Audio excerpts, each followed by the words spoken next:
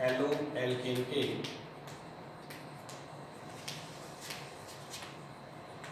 भौतिक गुण। अब भौतिक गुणों में सबसे पहले अगर हम बात करें विलेयता की, तो विलेयता में भी लेना पड़ेगा कि किस में घुलते हैं और किस में नहीं घुलते। अब जैसे हम बात करें विलेयता की, तो बात जब हेलो एल्केन की आएगी तो हेलो एल्केन के अंदर जो ध्रुवीय गुण होते हैं वो कम होते हैं। इट मीन्स ये आंशिक रूप से ध्रुवीय होते हैं, इसलिए पानी के अंदर इनकी विलयशीलता बहुत कम होती है, या तो बहुत कम होगी या पानी में ये अघुलनशील होगी। इसीलिए जितने भी ध्रुवीय विलायक हैं जैसे CCl4 है, क्लोरोफॉर्म है, सॉरी ध्रुवीय विलायक में जैसे क्लोरोफॉर्म है, या फिर अपन ये कह सकते हैं कि जो कार्बनिक विलायक होते हैं, तो कार्बनिक विलायक में क्लोरोफॉर्म आता है, ये CCl4 आता है, बेंजीन आती है,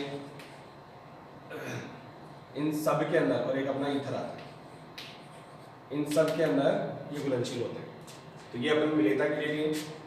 अब बात आती है इसके क्वथनांक। अब क्वथनांक में जब अपन चलेंगे तो क्वथनांक में दो सूत्र चलते हैं यहाँ पे। पहला मैं ले रहा हूं जब Rx का अणुभार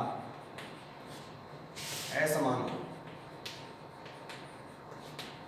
जब Rx का अणुभार असमान हो, तो इसमें एक सिंपल सा सूत्र है, कुछ नहीं करना आपको, कि क्वथनांक समानुपाती होता है Rx का अणुभार, यानी जिस Rx का अणुभार जितना ज्यादा होगा उसका क्वथनांक उतना ही ज्यादा हो जाएगा। जैसे हम उदाहरण लें CH3Cl, C2H5Cl, C3H7Cl और C4H9Cl। ये अपने पास में 4 एलो एल्केन है। इसका नाम है क्लोरोमेथेन, मैं नाम भी लिख देता हूँ उनके। इसका नाम है क्लोरोएथेन, इसका नाम है 1-क्लोरोप्रोपेन, और इसका नाम है 1-क्लोरोब्यूटेन। अब चारों के अगर प्रश्न है कि साहब चारों को आपको क्वथनांक के बढ़ते क्रम में जमाना है, तो बढ़ते क्रम में जमाएंगे तो सबसे पहले आप ये चेक करो कि क्या इनके अणुभार अलग अलग हैं। तो बिल्कुल इन चारों के अणुभार आपको अलग अलग प्राप्त होंगे। तो अलग अलग प्राप्त है तो ये सूत्र आपको लगाना है कि जिस Rx का अणुभार ज़्यादा होगा उसका क्वथनांक क्या हो जाएगा, ज़्यादा हो जाएगा। तो इसके अंदर ये क्रम हो जाएगा। लेकिन ऐसा भी तो हो सकता है कि आपको कुछ उदाहरण से दी जाए जिनमें Rx का अणुभार क्या हो, समान हो। तो समान अणुभार के लिए फिर दूसरा सूत्र आपको अप्लाई करना है। तो हेडिंग हो जाएगी जब Rx का अणुभार समान हो, तो इसके लिए सूत्र लगेगा क्वथनांक व्युत्क्रमानुपाती होता है Rx में शाखाओं की संख्या, शाखाओं की संख्या। शाखाओं से मतलब है कि जिस Rx में, जिस एलो एल्केन में जितने ज्यादा प्रतिस्थापी होंगे उसका क्वथनांक उतना ही कम हो जाएगा। लेकिन शर्त ये होनी चाहिए कि उन सब के अणुभार क्या होने चाहिए, समान। जैसे 3 उदाहरण मैं ले रहा हूं। मैंने लिखा CH3, CH2, CH2, CH2, Br, ये पहला है। दूसरा मैंने लिया CH3, CH2, CH,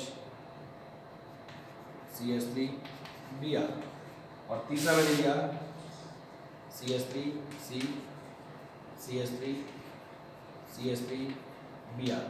अगर मैं नंबर दूं, ये नंबर 1 है, ये नंबर 2 है और ये नंबर 3 है, तो सबसे पहले आपको चेक करना है कि जो RBr या जो हेलो ब्रोमाइड, जैसे मैंने यहाँ पे जो अपने हेलो एल्केन लिखे हैं, ठीक है ना, जो एल्किल ब्रोमाइड मैंने यहाँ लिखे हैं, उस एल्किल ब्रोमाइड में 3 एल्किल ब्रोमाइड है। तीनों को आप ये चेक करो कि तीनों के अणुभार समान है या नहीं है। तो बिल्कुल हम चेक करते हैं। इसमें 4 कार्बन है, ठीक है, और 4 कार्बन के अलावा 9 हाइड्रोजन है, 1 ब्रोमीन है। इसमें भी 4 कार्बन है, नो हाइड्रोजन है और एक ब्रोमीन है। इसमें भी 4 कार्बन है, नो हाइड्रोजन है, एक ब्रोमीन है। तो कहने का मतलब ये हुआ कि पहले, दूसरे और तीसरे इन तीनों उदाहरणों के अंदर अणुसूत्र क्या आ रहे हैं, समान आ रहे हैं। और जब अणुसूत्र समान है तो इसमें अणुभार भी क्या आएंगे, समान आएंगे। इसलिए आप ये सूत्र नहीं लगा सकते। तो आपको ये सूत्र अप्लाई करना पड़ेगा कि जब Rx में शाखाओं की संख्या ज़्यादा होगी तो उसका क्वथनांक कम हो जाएगा। अब कैसे चेक करेंगे हम?